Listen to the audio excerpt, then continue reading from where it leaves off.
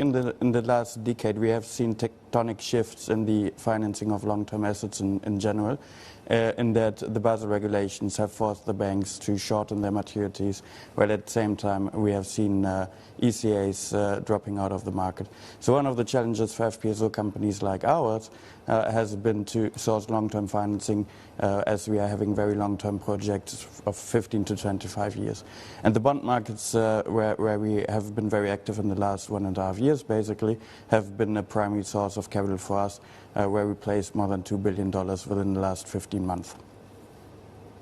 But you've recently mentioned your vision eventually to go for an IPO in the next 3 to 5 years, I believe.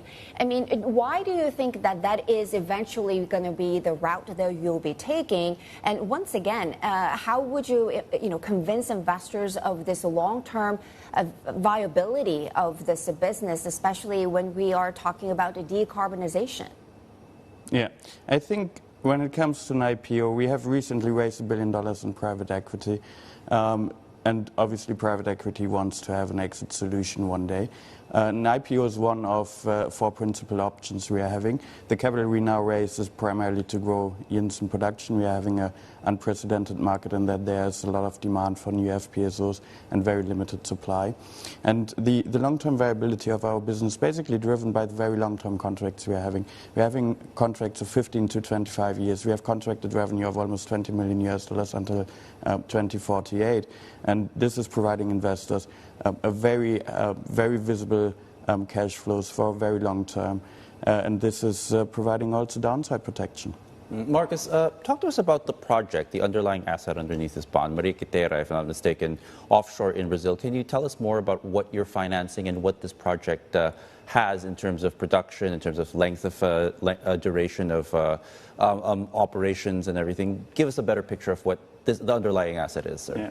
The underlying asset is an FPSO that has a production capacity of 100,000 barrels a day.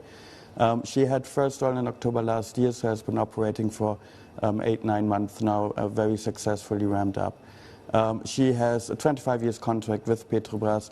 The asset is basically part of field revitalization, and this is also one of the key demand drivers in the FPSO space right now, that aging infrastructure needs to be replaced just to keep the production levels where they are today. Right. Now, this isn't the only FPSO project that Yinson has, obviously. You have operations in Africa and also parts of ASEAN as well. Is there a need right now, based on what you're looking at, based on the portfolio, or your examination of the portfolio, is there a need now to perhaps refinance some of these as well, and in the same fashion you're doing for Maria Quiteira? Yeah.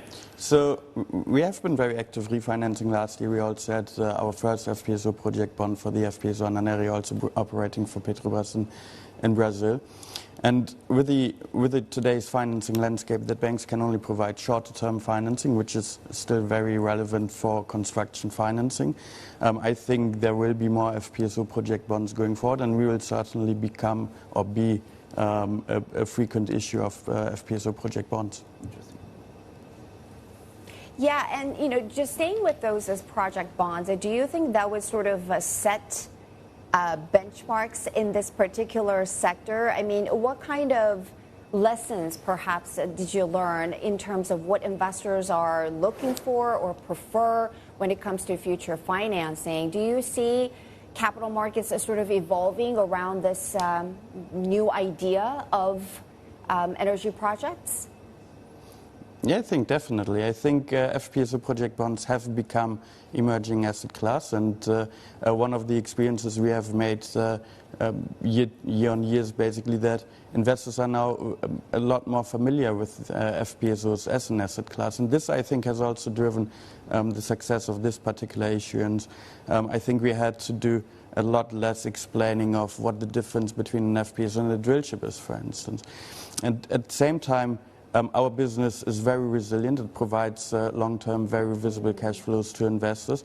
And this is providing downside protection in a market environment where there's a lot of noise from the macroeconomics, from geopolitical landscape.